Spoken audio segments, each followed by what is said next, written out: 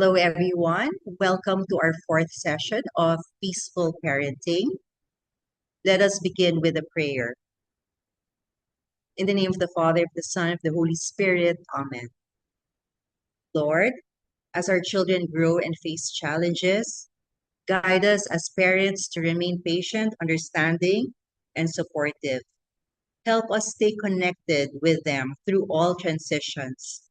Grant us wisdom to guide them through emotions and influences they encounter. Amen. Miriam of Nazareth, teach us your ways and lead us to Jesus. Lead us to Jesus. In the name of the Father, of the Son, of the Holy Spirit. Amen. Amen. Good day, everyone. Welcome to our final day of the Pre-Mother's Day webinar series. Staying connected through change, guiding your grades 5 and 6 child through puberty, emotions, and peer influence. Today's session aims to help parents understand changes during puberty, provide strategies to stay emotionally connected with children, address peer influence and emotional challenges.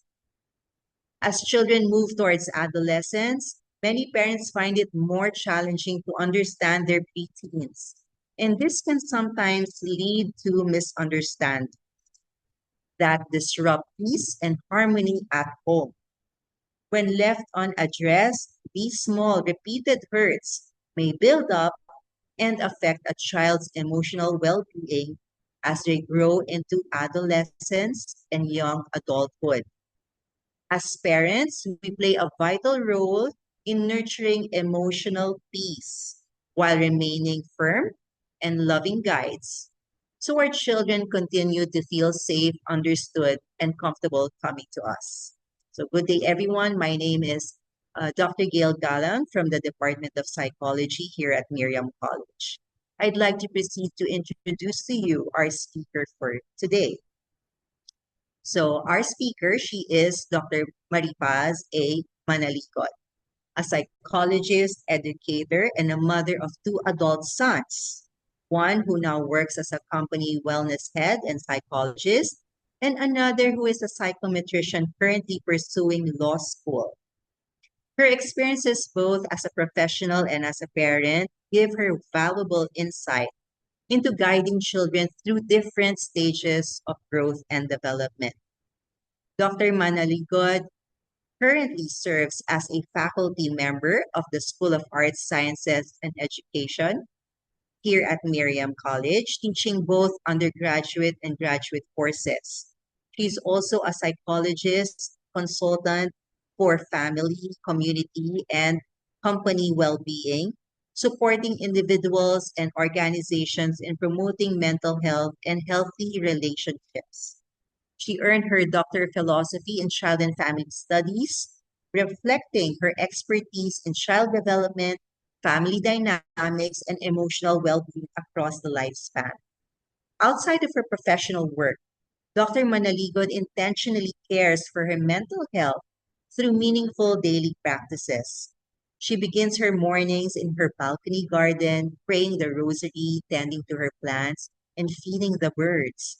She also enjoys being part of SB19 Atin and BTS Army communities and maintains an active lifestyle through regular exercise such as swimming, yoga, Pilates, and weight training. With her warmth, wisdom, and extensive experience, she will guide us today in understanding how we can stay connected with our children through the importance of transitions of puberty, emotions, and peer influence. Let us all welcome Dr. Maripaz A. Manalico. Hi, Dr. Paz. Good day to you. Hi, Doc Gail. Welcome everyone. And again, thank you for the invite, no? So it's what? A hot afternoon. But I'm so glad to be here with you this afternoon to share my thoughts, no? And when I look at it, no, it's the quite difficult years, no, the twin years, the in-between years, because that's the transition from childhood to adolescence when your child is trying, your daughter is trying to become who she is, no? So usually there would be conflicts, and I'm sure the parents here have experienced this or are experiencing this. So the aim for this afternoon is not really to make you an expert in parenting, no, but it's really simpler, no, to help you feel less anxious, no, and more equipped and more connected to your daughter, no, as they go through the twin years. Okay, so maybe if I may start, would that be all right? Yes, definitely. I'm sure the parents are very excited to know more about their sons and daughters who will be transitioning to their teen years. Okay, so thank you. I'll be sharing my slide now. Do you see this? Yes, we see it. Thank you, Dr. Okay. Should I put it in a slide? Okay. Okay, so how important would it be that we stay connected through change, no? So again, this is guiding your child through puberty, emotions, and of course, peer influence. So you can always try to put yourself in the situation where you were before as a twin, no? Maybe again, there are more similarities than differences, no? And this would also help you resonate with your twin today, and also perhaps you get to understand where they're coming from. So we will be exploring four key areas in the next 30 minutes, no, or so, or less than 30 minutes. What is very important here is when you look into puberty and body changes, no?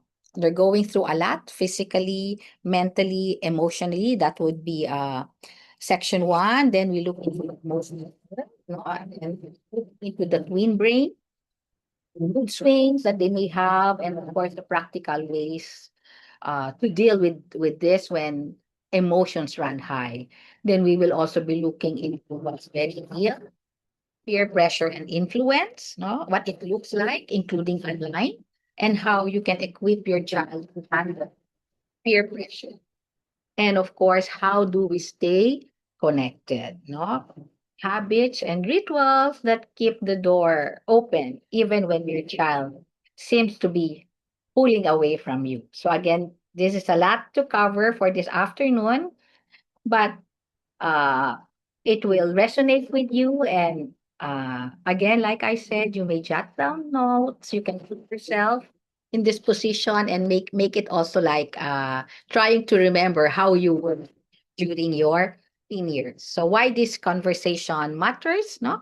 So if you look at it, puberty begins at 10 to 14 years of age, or it might be even younger, no? 8 to 12, no? But this is the average age where puberty begins, and based on studies, it's often earlier for girls. That's why sometimes we see girls who are taller than their classmates, but the boys eventually catches up. And surprisingly, at this age, childhood age to the tween years, you're still there. It's 70%, no? Teens say parents are their number one influence, more than friends or media. So that's something very significant that we can anchor onto, no? Knowing that we are still their biggest influencer. And it also looks into, how important, no, how important is our relationship, no, with them, because they are three times more likely to delay risky behavior if they feel, no, that they have a warm relationship with their parents. When parent relationship is strong, then there's more a likely chance that risky behavior is. Research would show that children who feel heard and understood by their parents navigate the tween years with greater resilience and confidence. So if you look at, it's really very developmental.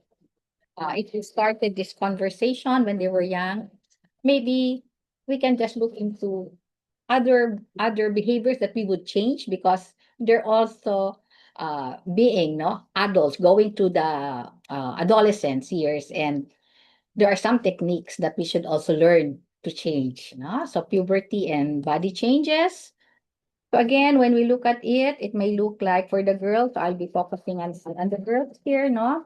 A breast development often could be the first sign, growth in height, widening of the hips, of course, the body hair, they become more conscious about it, start of pimples, skin and hair become more oily, menstruation begins, and of course, this sweating. That's why sometimes we have to tell them, "Oh, anak, it's time now for you to wear your to use antiperspirant and all of those things." No, both girls and boys experience pimples, acne, body odor, increased appetite, and mood swings. Part of it also is they have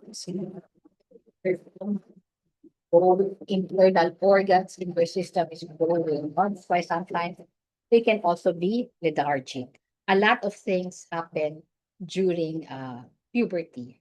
So if a lot of things are happening physically, you would also know that they're also adjusting emotionally to all of these changes uh happening all at the same time.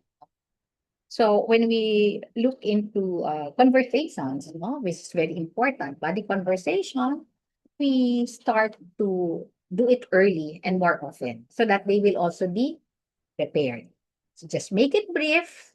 Normalizing conversations over time is better than one big talk. Now, let's talk about this, Dad. For them, but what is it that my parents are so worried about?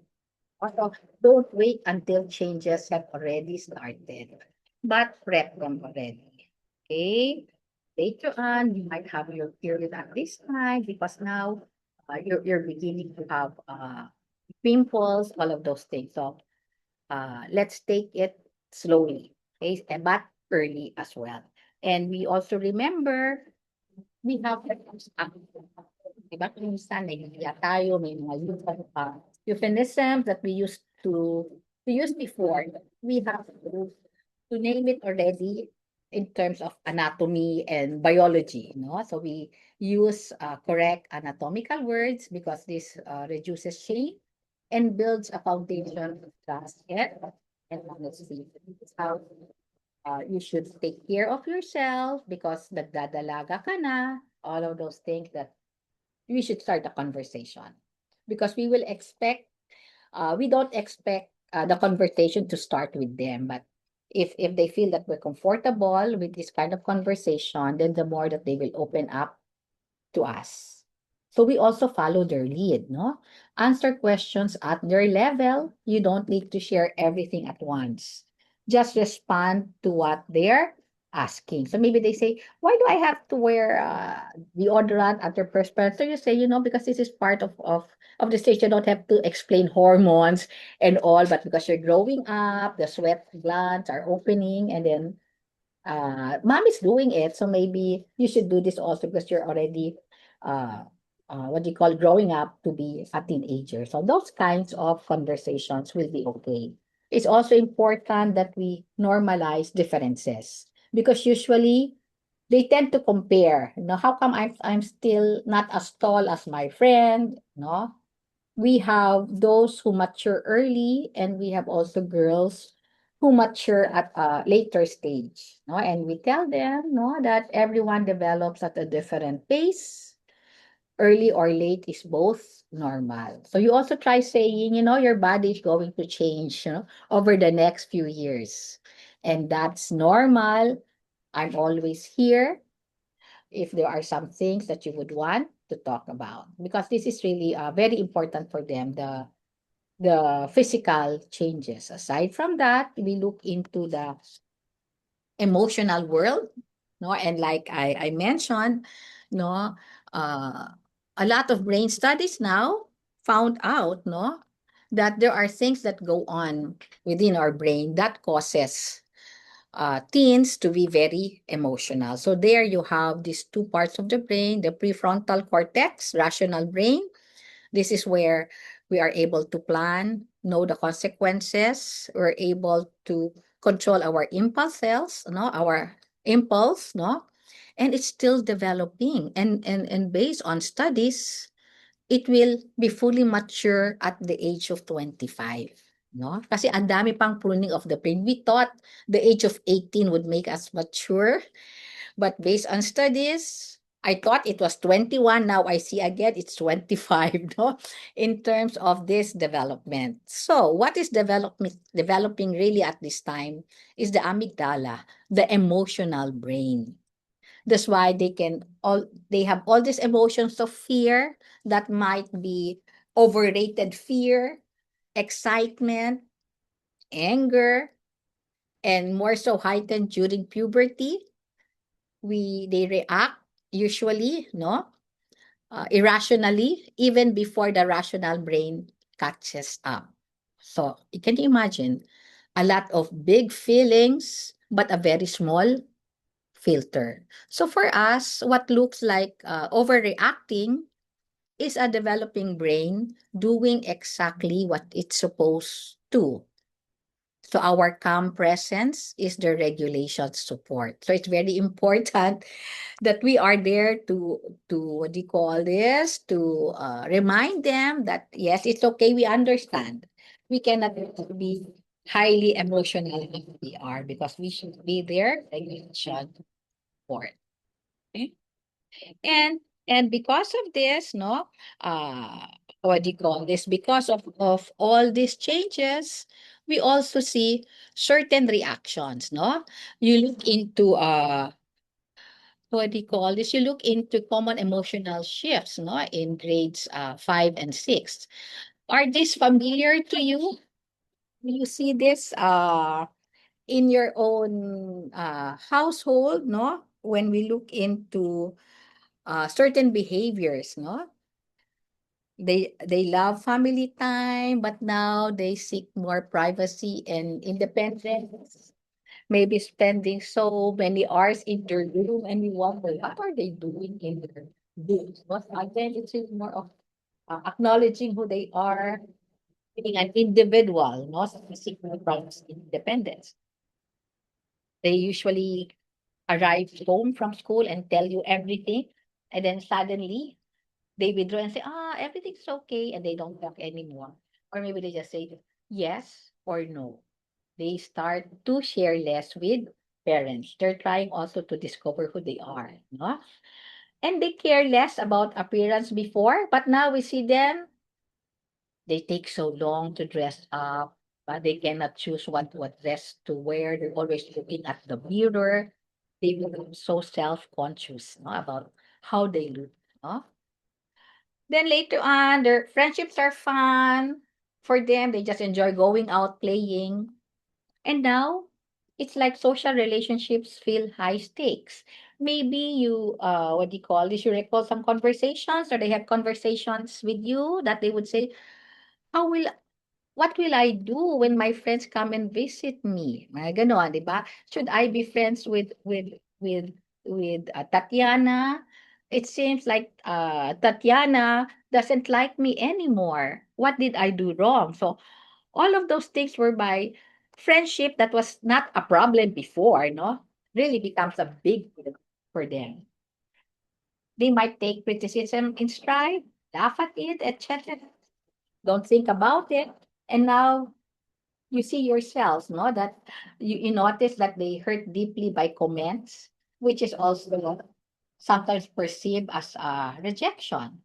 So maybe it was always a joke in the family that, ay naku, yung buhok mo talaga, no? Masyadong kulot, di ba? Ganon. And then everybody would just laugh about it. But now when you say that, you see, no, the expression on your daughter's face that they feel hurt, and then they talk to you about it. Can I have my hair straightened and all when it didn't matter to them before, no? These are all part of this emotional shifts, no? So they are really milestones and not really misbehavior, no? But because again, they're changing, they're growing, they're developing.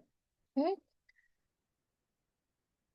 Let's go to the next slide, no? So how do we respond to big emotions, no? What could help? Very important, really, no, is acknowledging the feelings, no? And then when we look at it, even as adults, we want our feelings to be acknowledged, to be uh, validated, no? And it's not saying, wala yan. Usually, this would block the connection when we say, wala yan. That's, yan lang. Diba? So it does not validate who they are. What is also very important is, again, we stay calm, no? Our nervous system regulates theirs. So even if they say something that, I'm so mad, I'm so angry, and then you say, don't be angry, you should not show that kind of emotion. We have to stay calm, no? And we also have to ask them, do you want advice or just someone to listen? Because as parents, I know, I understand this, we want to be the problem solvers of our children. Remember, there were children before and we thought that they were very vulnerable. They did not know anything about life. So we were there to always help them. But now they're growing, no? And they also want to solve their own problems. They also want to think about what their concerns are.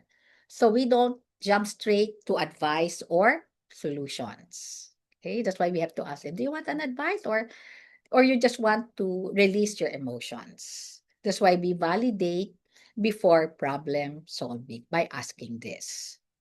Another thing that would block connection when we compare to our own childhood. You know, that was not our problem before. It was normal to be laughed at, but we didn't really care about it. It's different now. No, you had a different emotion during your time. Your daughter has a different way of dealing with her emotion. Okay. Another thing also perhaps that we can do, give them space. No, let's not be worried that they're still crying at night or they still are not happy or they're still problematic. Let them feel that feeling, no? Give them space, no? Then you can always check back in. Are you better now? Are you okay now? Okay? Instead of punishing an emotional expression, then they will always keep it inside them, no? And they will not be open about it. It represses a lot of emotions, no? Which is not also good for mental health. Okay, so very important also that they're able to express these feelings which they used to express before when they were younger. So what makes it different now? Then maybe they can learn control eventually, but it's very important that they show their authentic self to you as parents. Now let's look into peer pressure and influence. That was there, no? Again, not all peer influence is harmful, no? And if you look at it, we have the positive influence, neutral influence, negative pressure, and the silent pressure, no? So positive influence, sometimes friends are very good influence, no? Because they help your daughter try out new activities, no? Help your kids try out new activities, no? They help them do better in school because they motivate one another, no? And they also help them to understand social cues, to be kind because they learn how to share, they learn to acknowledge each other's feelings. Okay. And we also have the neutral influence, no? Adapting a fashion, a language, music, social mirror.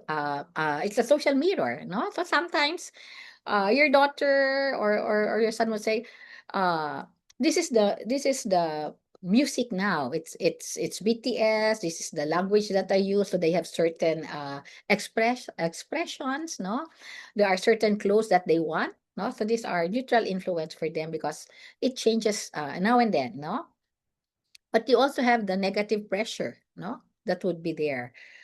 And sometimes, whether you like it or not, friends also, no, would even encourage you to do something that feels wrong when we talk about peer pressure or barkada, no? And it might also be the opposite of being kind, but breaking rules and uh, experiencing, no, or experimenting, and that would also be a risky behavior. There's also what we call the silent pressure, no?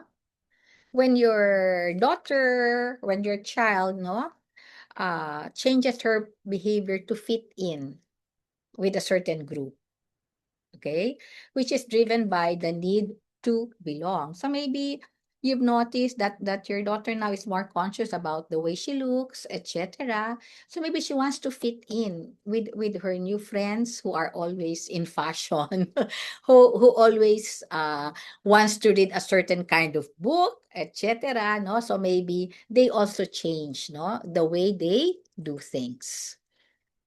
So when there's the pressure, no, and we see this happening to our children, no, it's very important also as adults we give them the strategies, no, we give them the tools to resist this pressure, and we can practice this with the kids. We can also tell them, like if your child tells them, because my friend is forcing me, and if I don't do this, I won't be part of the group anymore. And we cannot say that, never mind, you'll find another group again. What if the child really likes this group? Diba? So maybe teach them how to delay, no? So if you're not sure if you want to say yes or no, you can always say I don't know, and tell your friend that you have to think about it. So this buys time without confrontation. And even adults do this. So we teach them the adult way. Or we can be the contrabida, or and say, you tell them that I don't like. No, it's not like you don't want to go, but I'm a strict parent. So the blame shift. No, it lets you be the villain. No, my mama said no. Okay, so they don't put the blame on your child, but the parent is strict. So you can also do that.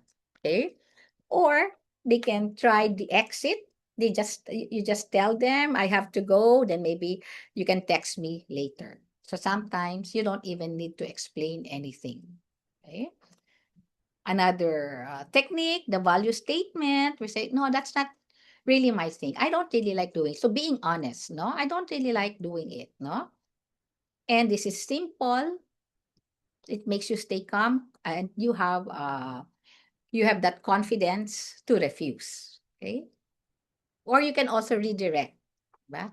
Let's do something else instead. So again, it will also be good that your child would know that may mga options siya kung ayaw niya. That's why you can, let's do something else instead. So it keeps the friendship going, no? While looking for another way of doing things. Okay? So these are also some of the tools that you may use for your child.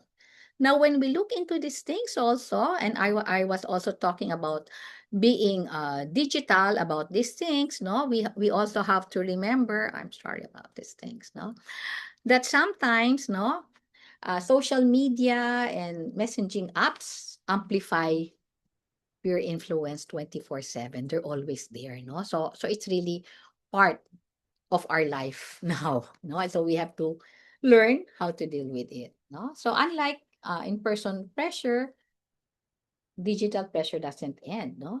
Even when school does, no? Because kids can feel unable to disconnect because it's always there. So maybe even if it's vacation time, they're still connecting with one another. And because also of public visibility, maybe they're not using Facebook because I hear it's more for the adults. Is it in Instagram or another thing that your children are using? No, but sometimes, no, they tend to compare because of public visibility. So they tend to say, how come she has more likes than I do, right? And then there would be a hierarchy. She's more popular based again on followers of how many friends, no? And again, uh, this can also pressure your child that I should be like. So what content can I add here so that I will have more likes? So there's that hidden competition perhaps between friends, no?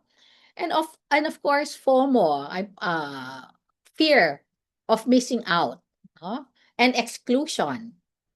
That's why sometimes they say, how come I'm not part of that group chat? How come they went out and I didn't know that my friends went to this place? Why didn't they call me? Okay. So it would feel like I've been rejected again, no? What feels like they just didn't think about it or something, it's really exaggerated for them, no? there's an opposite of FOMO, eh. Maybe you know it also. JOMO. It's the joy of missing out. And sometimes, no, it's also very important to say you don't really have to go to all these parties. You can be selective. Okay, but it's very hard to say that to a twin. I understand. Okay. And of course, even in digital platform, ang dami ng sexting and dares, no?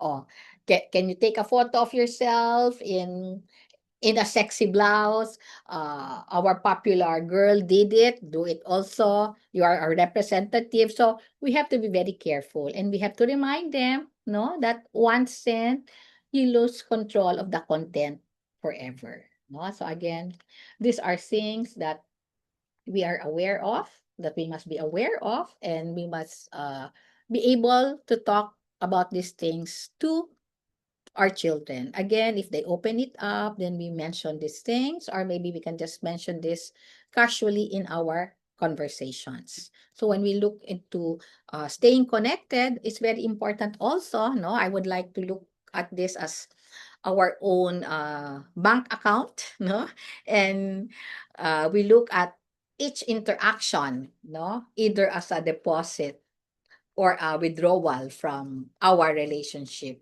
with them. So very important also really is listening without even trying to fix things, because like I mentioned a while ago, sometimes your daughter, your son would just wants to express, no, their emotions. They might complain about this teacher, complain about how difficult schoolwork is, and we don't have to say, okay, I'll talk to your teacher. I'll talk to your friend. Or we don't even have to lecture them and say, I told you so. That would be a withdrawal. Because they think that they just want to express their feelings. But like I said, as parents, sometimes we want to solve things for them. And it like becomes our problem as well when it's really their concern. And we have to have that boundary that they're learning. Okay? So another deposit would be side by side activities. You don't even have to talk to one another. Just enjoying the silence of a car ride, no? Listening to the music while you're driving, cooking together, playing games. Doesn't have to have a big conversation there. Okay?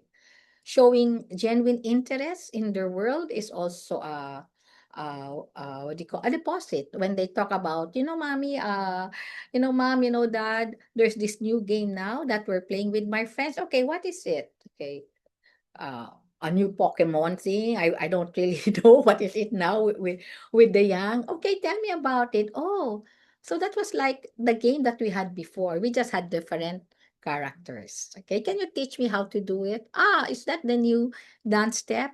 Okay, and being non-judgmental when they share. Okay, so we just listen to them openly. We don't make any judgment. Oh, okay, so that's how it is. Not say, oh, ang boring naman yan, etc. So we don't be judgmental.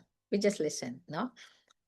And of course, when we always have to show affirmation, validation, saying like, I'm proud of you, you did a good job, but we have to be specific. What was that good job?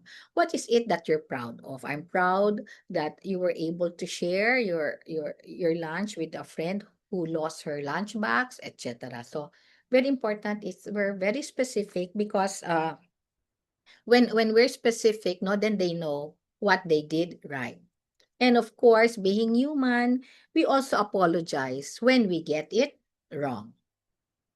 So we don't dismiss their feelings or problems. We don't compare them with their siblings. Okay.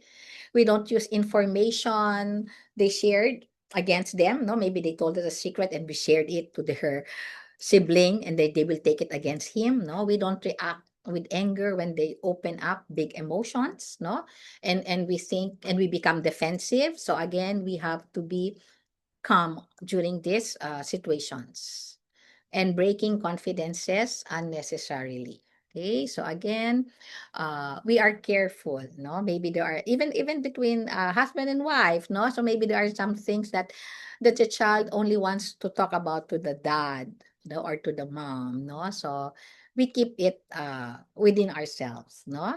We don't have to tell the whole story. Okay. So what are some of these rituals that we can develop? So in the car, we can talk about these conversations. It could also be in the dinner table during lunchtime. We can have a game. Or what is your high point this day? What made you happy? What made you sad? Or maybe what was surprising about the day? So you can have the high-low buffalo, no?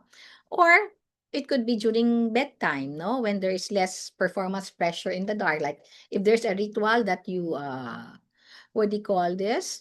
You say good night to them. Before saying good night, if there's small talk, then that could also be a fun ritual. Or you can have your weekly one-on-one, a regular one-on-one. Doesn't have to be an hour, 20 minutes, getting a snack together, eating together, no? This signals that they are the priority. And again, the goal isn't a perfect conversation. It's a consistent open door. Importante kasi dito consistency. Kasi they're developing eh. And they have to see that even as they're growing, there's still the trust. There's still the warmth, no? That was there even when they were younger. So, I guess it's also important for us to know some variations to watch out for, no? Typical twin behavior, yes, it's there, especially for girls, no? Moodiness and irritability, expect that. They wanting more privacy, pushing against boundaries. Why can't I go? Mrs. Reyes allowed Natalie to go, and then how come I cannot go? Sometimes they'll ask questions like this, no? They have intense friendships with some conflict, no? They might come home and say, I don't want to talk to Pamela again. She's not my friend anymore. Mga ganon, okay? They can be very self-conscious about their body. No, I say, I don't want to eat. I think I'm chubby now. All of those things, no, that they just like to say freely, no, because that's their behavior. Sometimes, no, they prefer friends over family time because they're discovering, no, who they are, and maybe they have a lot of common things with their friends now, going through physical changes, going through these emotions, and it's like because they have all these common things, they understand one another. But we have to seek support if you notice that there's persistent sadness lasting between 2 or more weeks from your child, sudden withdrawal from all friends, dramatic changes in eating or sleep, not sleeping anymore, no appetite at all, looking into the grades, dropping grades over a short period of time, self-harm or talk of hopelessness. No, I don't. It's like I'm useless. I'm not a good friend. All of those things. No, signs of being bullied online or offline. Maybe one sign there is they refuse to check on their phone. They don't want to go to school, etc. To something might be going on there. So it's important to talk to the school counselor, talk to the advisor if something happened along that line, and just trust your instincts. No, uh, parent instincts are more often than not right because you've known your child when since they were a baby. So if anything goes wrong, no, is going on, you know them best. Okay, so maybe let me end with this five take-home strategies which might be easy to remember. Stay curious but not reactive. Okay, so lead with questions. Oh, tell me more, no? Before offering your own opinions, no? So stay curious but not reactive. Very important, create a safe to fail zone. No? Let them know they can come to you even when they've made a mistake, especially when they made a mistake. Okay? Talk about your own experience so that they also know that you're not the perfect. You also had mistakes when you were their age, no? Age appropriate sharing about your own twin years. It builds the empathy and connection. Diba? Sometimes I tell my kids, it's nice nga, during our time, we were always going out. Now you rather stay home. Maybe that's what they are, no? Know their world, no? Learn the names of their friends, the games they play, the music they love. It shows that you care for them. Repair, repair, repair. It will not be easy, especially when you have twins, no? When conversations go sideways, come back, di ba? Then tell, I don't think I handled that well. Can we try again? No, because they will really test your boundaries, I tell you, okay? So you don't have to get it perfect. Just be there for them. Just keep showing up. So thank you for being here, dear parents. Your presence this afternoon is really an act of connection. Thank you. Thank you very much, Dr. Paz. That was so nice, no? I remember when my kids were small, I was so afraid that they would grow up to be teens and that they would not need me anymore. But I also discovered that, you can do other creative things together. So that was a reminder. And yes, you will always have some misunderstandings with your kids. But remember that, when they close the door on you, be sure that when they open the door, you are there. Yeah, Okay. that's true. So, Doc Paz, we have a few questions and we don't have much time, but if people will have some questions, they can write it in the chat box. So, Yeah. what are effective ways to handle peer pressure? Okay, so maybe part of it, no, is again have that conversation with them. What is the peer pressure all about? If I gave you all of those things as well, no. What is the peer pressure all about? What do you think about it? What is it that you value? Then we teach them already the techniques, no, that they will learn, no, that you don't always have to say yes, no, because you also have to be your authentic self, etc. No, so maybe these things would help them because it Yes, you will mentioned always that. be there, even as Yeah, an adult. especially in this time of social comparison, no? They Yeah. always see what other people are Mhm. doing. Yeah, But it's also good to be reminded that they have their own timeline, and so they don't have to be pressured. Okay. that's So you mentioned that, open communication is important, but sometimes we parents, we don't listen well. yeah. We listen so that we can already think about how to scold them or how to cut them off, no? But if there was one thing that will help parents maintain communication, especially when they're teens, what would that be? Okay, so maybe even in all studies and etc. Don't take it personally, like it's not you, no?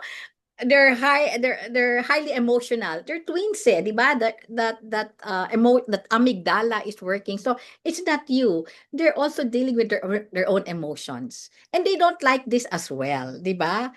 But at least we are there to tell them it's all right. We're here. I understand. Okay, so I guess that's why nga we have to be calm so that they know it's so hard if you're crashing together and clashing, no? All of those things, then uh, both of you will just be quiet, no? But if they know that, yeah, you're the adult here, you understand, then that would help them a lot. Warmth and being responsive and being consistent. Yes. So I Yeah, think what will also help lessen having the defensive energy is to yeah, tell the teen na, no, this is just feedback. yeah, Don't be defensive, but this is just feedback. It's not an attack. So that they yeah, don't take it also personally. And when your teen says something to you, also take it as feedback. It's not an yeah, attack on you. So that, all your childhood yeah, trauma will not also come out on how you're going to respond to yeah, them. yeah, It's feedback. Okay, yeah. that was helpful Yeah. for me also when I think, oh, it's feedback. Okay. That's true. But the teens are really just more sensitive Yes, and and perceiving everybody's more sensitive. Even the affection. parents Yes, are sensitive these yes, days. that's true. That's true. Okay.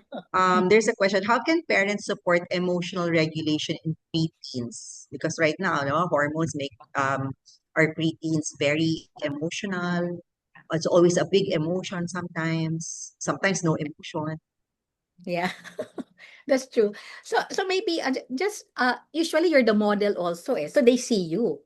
So so you can be a model for them. Maybe uh you can ask them, what is it that makes you feel good about yourself? What is it that makes you feel peaceful? And maybe they might say, is it writing a journal? Is it listening to the music? Is it just being in my room and just being by my alone self? It doesn't mean to say they don't want to be with you, but give them the space, no? And they will also discover what relaxes them, no, what makes them feel good, no, because they cannot always be with you all the time. Maybe we miss that, no.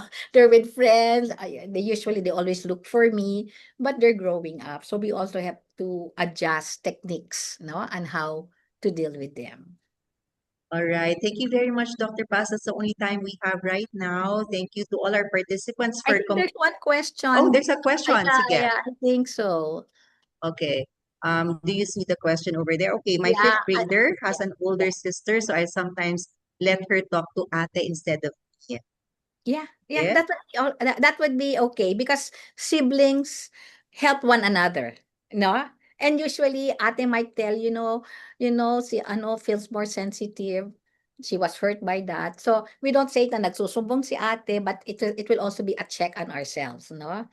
Because maybe they cannot come Yes. straight to you, but it's good that they Uh, have their siblings. and as she said, they could relate more together. Yes, Okay, yes, thank you for yes. those questions. Thank you everyone for listening in. As our children grow into adolescence, they seek independence, but they still need our guidance and connection as parents. So, through intentional and peaceful parenting, we can support their mental health, strengthen our relationships, and guide them through life's transitions. So, I enjoin everyone to kindly fill out this short evaluation form by clicking the link found on the chat box. Or if Bianca can also show a QR code and you can take a photo of it so that it would be easier. Okay, once again, this is Gail Galang on behalf of the Miriam College Center for Peace Education, Miriam College Loyola Heights, Nuvali, and Alvera, and Pax Christi Pilipinas. Thank you, everyone, most especially to our esteemed speaker today, Dr. Paz Manalikod. On this coming Mother's Day, we honor the love, patience, and wisdom that bring peace and harmony into every home. May you continue to nurture your children with a steady heart, guiding them with understanding and care through every stage of their growth. Maraming salamat po sa inyong lahat. Good day. Good day. Bye, everyone. Happy Mother's Day. Happy Mother's Day, Doc Paz. Bye. Good. Bye.